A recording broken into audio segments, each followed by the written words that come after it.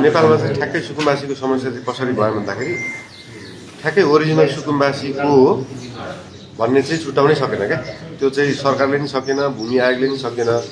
अब वर्षौँ वर्ष 50औं वर्षदेखि बसेको सुकुम्बासीले चाहिँ जग्गा कहिले पनि पाएनन् होइन। सरकारको नीति कस्तो भइदियो अहिलेसम्म भन्दाखेरि सरकारमा पुगेको पार्टीसँग जो क्लोज छ उसले चाहिँ लालपूर्जा 5वटा भए पनि जग्गा पायो, तर रियल सुकुम्बासी जो हो त्यसले 100औं वर्षमा पनि पाएन क्या।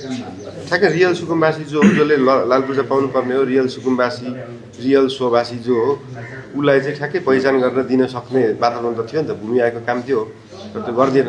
भूमि आयोगले के गर्यो भने भूमि आयोगमा पनि टिके जान्छन्, त्यहाँ यसो पार्टीबाट टिका लाएर जाने परिपरिका जो मान्छे छन् त्यसलाई मात्रै लालपूर्जा दिने भयो। त्यो चिजलाई यो यहाँ पनि भ्रष्टाचारै हो क्या फेरि।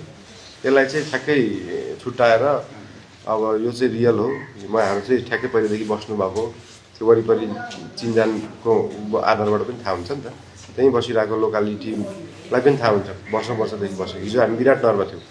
विराटनगरमा त्यो बाढी क्षेत्रमा के रहेछ भन्दाखेरि त्यहाँ चाहिँ रियल सुकुम्बासी हो कि 50औं 60औं 70औं वर्षदेखि बसेको।